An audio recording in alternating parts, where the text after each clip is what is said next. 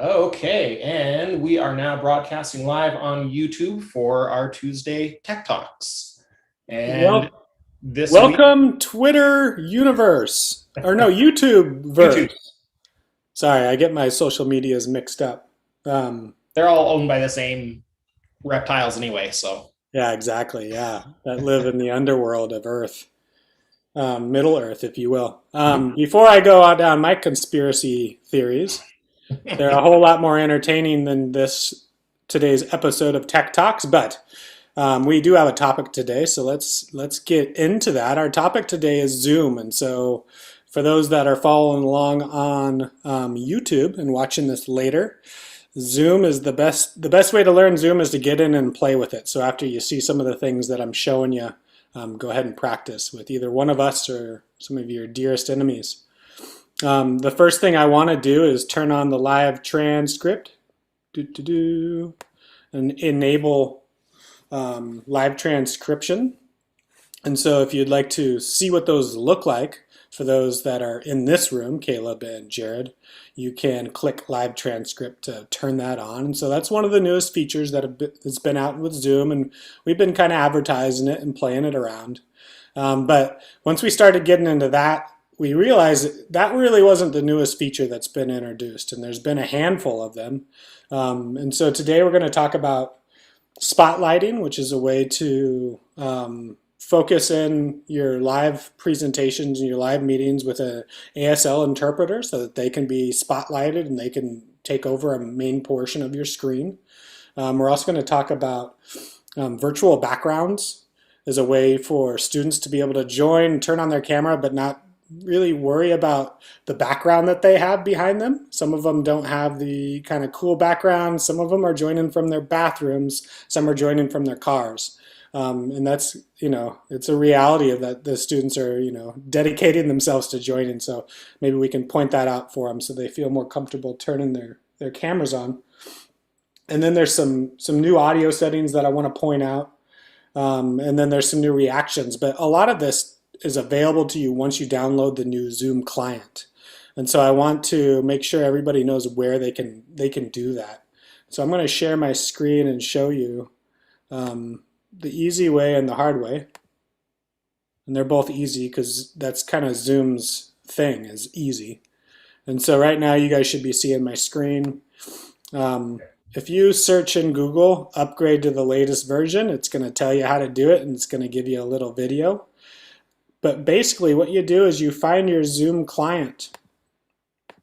And that's what this is. This is how it looks on mine, and allows you to have a few options and allows you to change some of your settings. But to find the newest version, I click on my picture here and I go down to check for updates. And I actually do have a new update, so that's cool. I'm glad that I'm doing this. yeah. I think they release them fairly frequently. It looks like I'm a few versions back.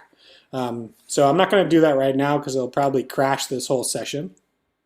But that's what you'll want to do to be able to find some of these new settings. And some of the new settings are also include some of the security settings. So we'll try to get into that as well.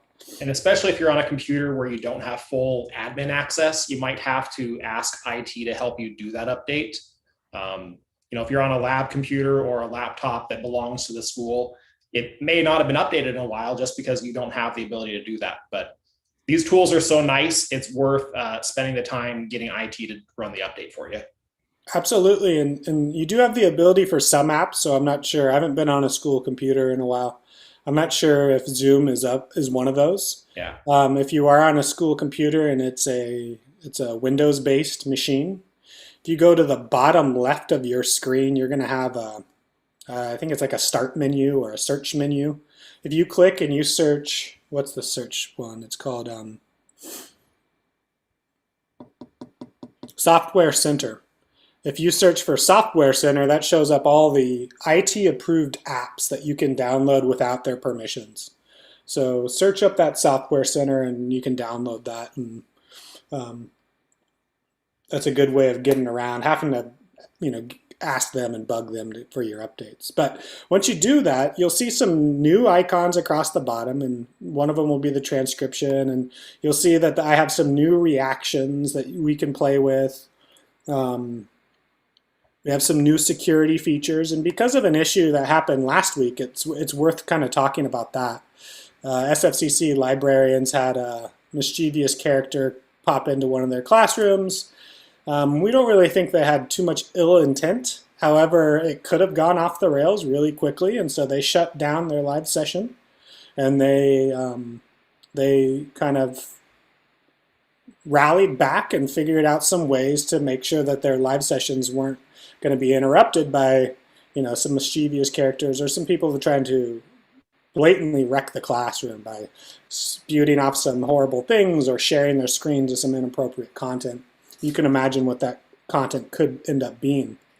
And so if you're the host of any meetings, you do have more security features, and by clicking on security as the host, you'll be able to see that you can really restrict what participants are now able to do. So I can remove their ability to share screen, which I have on right now. So Caleb or Jared can't share their screen. I can remove their ability to chat, so they can't put inappropriate content in the chat box. I can allow them not to rename themselves or unmute themselves, so then they stay on mute, and I can require them or restrict their ability to start video and share their screen. So you can really lock down a Zoom meeting now. It's more granular than it's ever been. And if you're concerned about this type of thing happening, especially with students in your room, go ahead and make those rooms restrictive if you need to. If there's no need for them to use the chat, go ahead and don't allow them to do that. And then, as Caleb mentioned in a training we did a couple weeks ago, this is your panic button, the suspend participant activities. And that basically, you can see Jared there. It would turn off his mic. It would turn off his camera. It would turn off his ability to chat. And same with everybody in the room except for me. And so that's your kind of panic button. Yeah, it would also, I believe it'll actually clear out any existing chat. So if somebody was already posted something, it all disappears instantly. I think it also turns off profile pictures because, I can turn off my video, but my profile picture will still be there. And if I had an inappropriate profile picture, it's still visible. So that panic button shuts everything off, clears everything out completely. That's great. Yeah. Sometimes it's nice to have that peace of mind, that lets you think, okay, this isn't going to be, if something bad happens, which is a small chance, but it does. Yeah. I've got some tools in my pocket that I'm a little comfortable with. So that's the first thing we wanted to talk about. Next thing we want to talk about is the spotlighting feature. And so I've got my Zoom features turned on to where you can see my buttons, just so you can see the process. But to spotlight will allow you to highlight a specific person and pin them so that they are always part of the video feed. And so I'll show you how to do that. You can go into participants, and if this is your interpreter, or maybe this is another presenter and you really wanted their video feed at the same time, you can go and click more, and I can click Spotlight for everyone. And why this matters is when we have 3 people in a room and we're not sharing screens, if someone was using sign language, it wouldn't be a big deal. I'd probably be able to see them pretty comfortably. However, as a host, if I'm teaching a lesson and I share my screen, everybody's window now gets really small. And so when I spotlight someone, I can pin their video so that someone can always, or the person who wants the interpreter can always see them.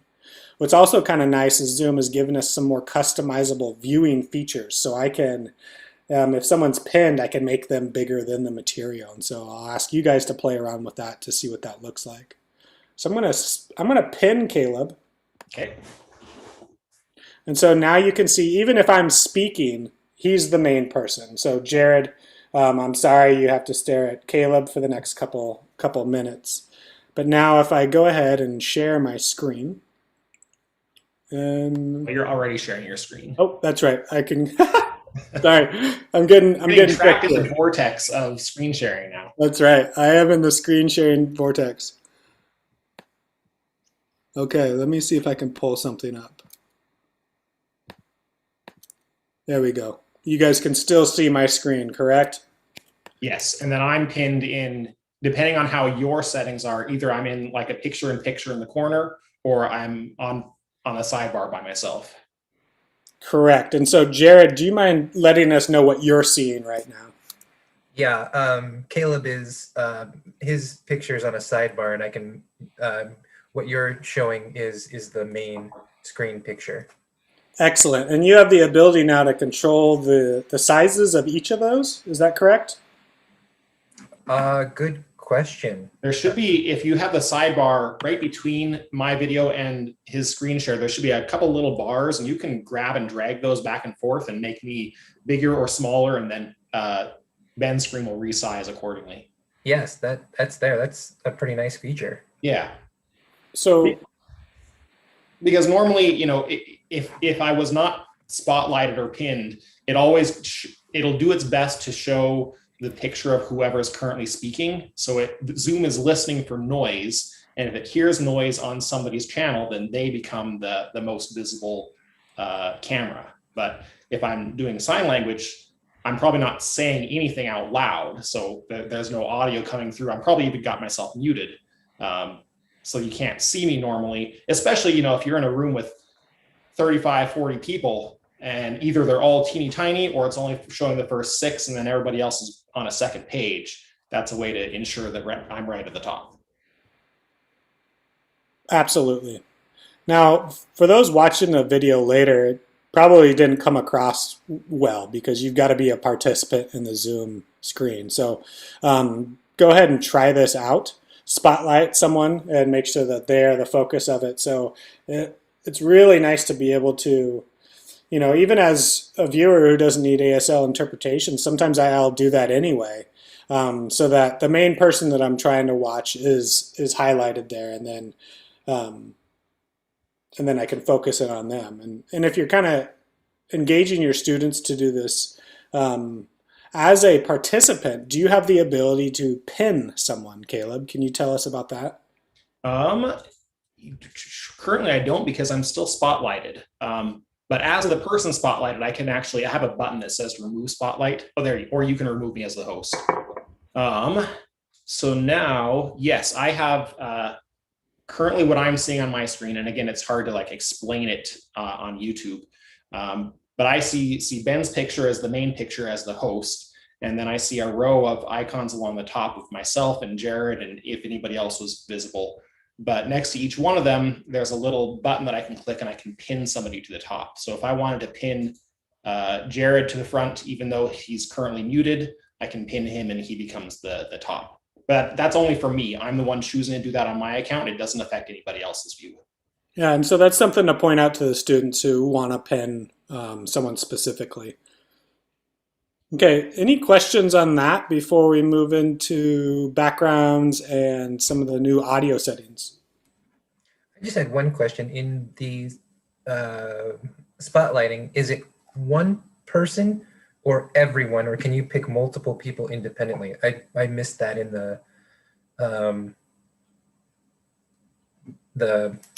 spotlighting area.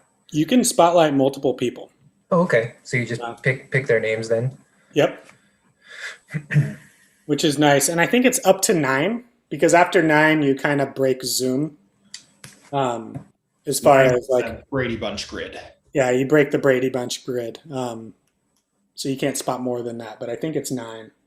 Makes sense. Which is nice, because often ASL interpreters need to switch out every 15 to 20 minutes. Mm-hmm. So you can preload those and spotlight them in advance. Perfect. Thank you. Good question. The next one that's kind of a fun one to play around with, and like I said, you know, it is kind of fun to play with, and you can personalize your backgrounds and things like that. And I think there's a bunch more features you can put on Goofy hats, but there's also kind of an equity issue here of being able to allow your students to blur their backgrounds so they feel a little more comfortable joining your classroom, your live class. And so let me go ahead and share my screen again before go back into the Zoom sharing screen Vortex. And so I'm going to hover over this video, and to the right there's this little caret pointing up. When you click that, you can go into your virtual background or virtual or video filter. The virtual background brings up your Zoom app, and so you may have some of these. Some of these I've added because they're funny. Here's Skitch eating some pizza. And you can add pictures from the internet and GIFs, so moving images, by clicking Add Image or Video.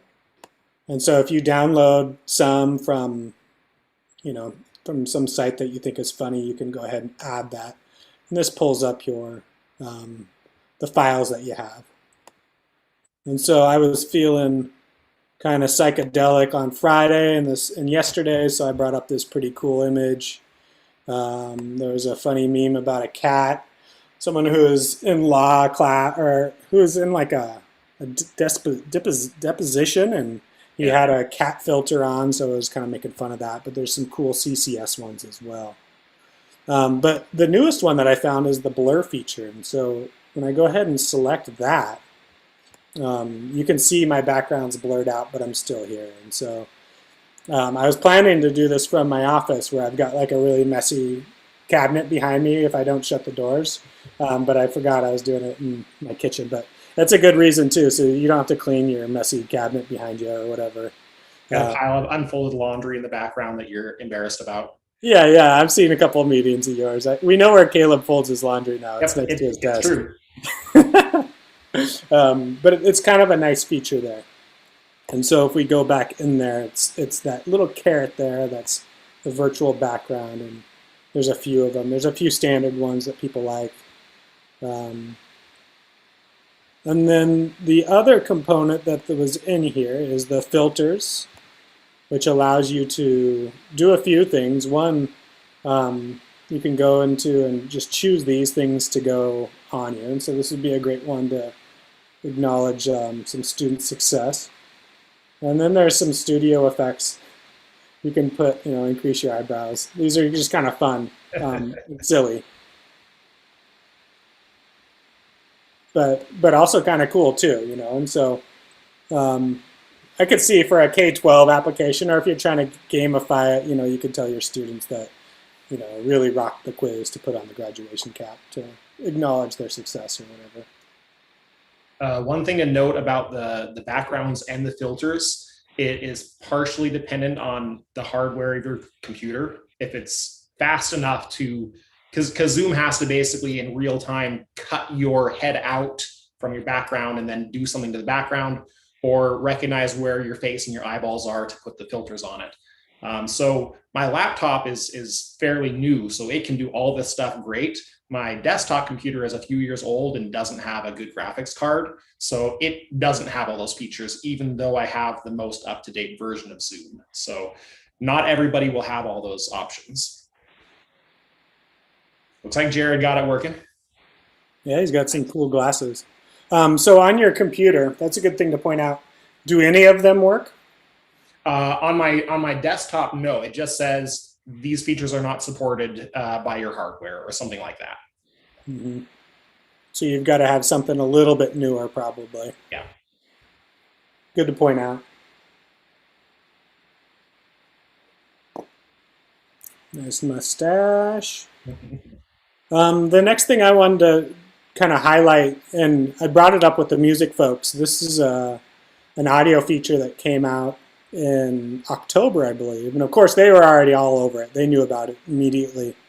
But if we go back into this caret over here by audio, there's some more features for audio, for sound. And so you guys should be able to see this right now. There's a lot more options for sound, so you can mess around with your background noise. If you have, and here's some ideas of what you need to click on. So if you have, a fan in your room or whatever, to kind of a way you can kind of suppress some of that, which is pretty cool. And then there's some settings for music and audio for, live rehearsal or live recordings. And so you can go ahead and play around with these as ways to, because Zoom's going to compress your audio and it's going to really try to make it sound as clean as possible. But if you jumped on a piano and tried to record that, it's not going to sound very, very good at all. And so, and anything really coming out of your laptop, camera or microphone is going to sound just, okay. If you get a decent mic and you look into some of these settings, it's going to sound a whole lot better. And so they added this setting here, and I hadn't noticed it, but I was waiting for a meeting to start, and I was sitting on the piano I have behind me, and this feature popped up here. And so it said turn off original sound. I said, well, what's this? And when I clicked on it, nothing happened. No, what happened? I click on it. Doo-doo-doo. So I'm hearing, I think I can hear the fan on your computer buzzing when you turn that on, and then when you turn it off, that goes away. So you're not hearing that now?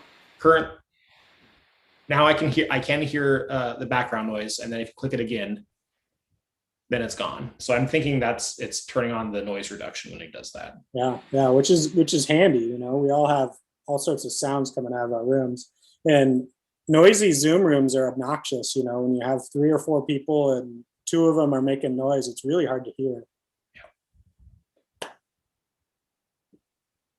So those were the biggest updates I've seen with Zoom. I think when they're coming out this quick, it's good to always check in to see what's new, what's the latest, what's the greatest. Security, definitely, and that was very timely. The spotlighting is pretty cool, and then those virtual backgrounds are fun and awesome, of course, but pretty handy for students too, and messy offices when you're working from home sometimes. So any questions, Jared or Caleb, on what we've got going on with Zoom? Anything coming out that you're thinking about? Not in particular to anything new, but I did have a question regarding audio, and I don't know if it can be answered with the settings that you showed here, but when I am in class and I'm doing a live asynchronous course, and when I pull up a PowerPoint, my audio seems to tank using on Zoom, and I didn't know if any of those audio features could help with that.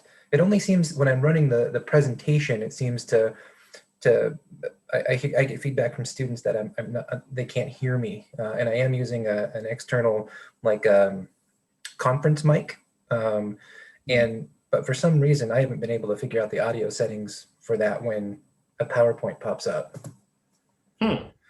Interesting. I wonder if when you go to share screen. Mm-hmm. There's a few options that are available to you.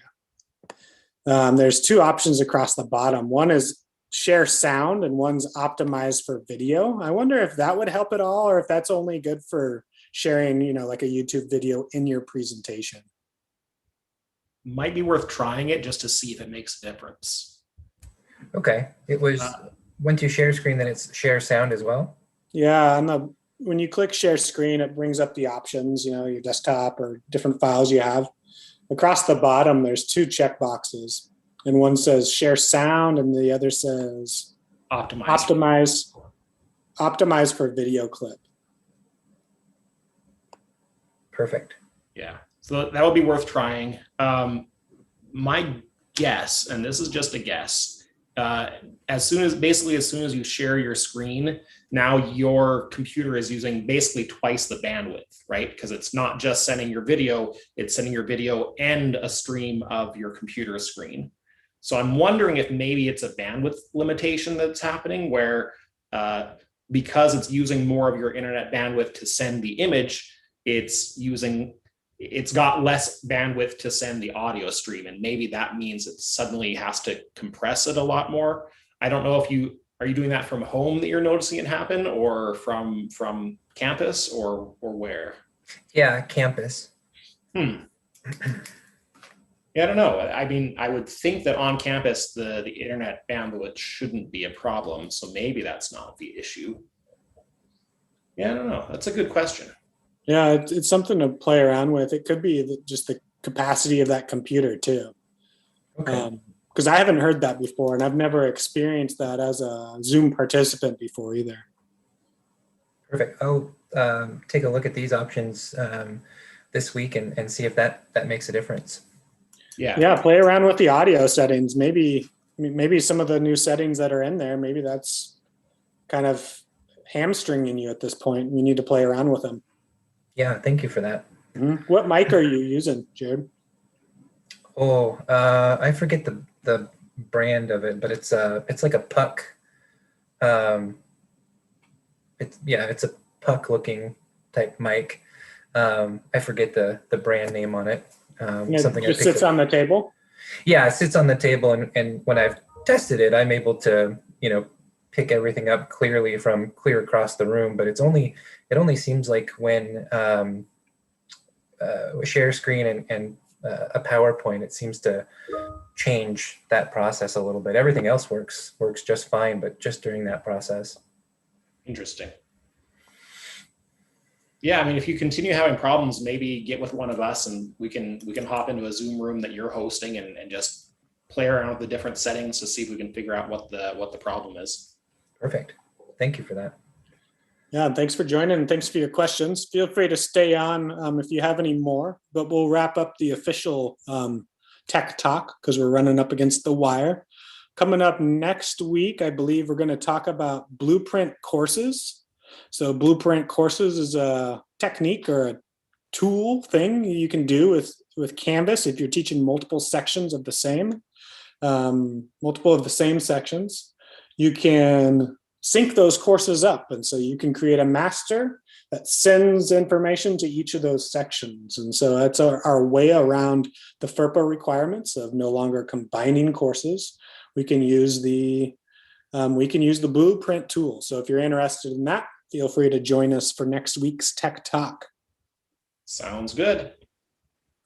Yeah, I think Jared had to leave. So unless we have anything else to say, we'll probably call it a day and I'll end the broadcast. Yeah, I don't have any updates for you, Caleb.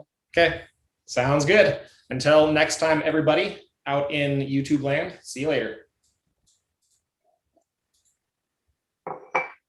And ended.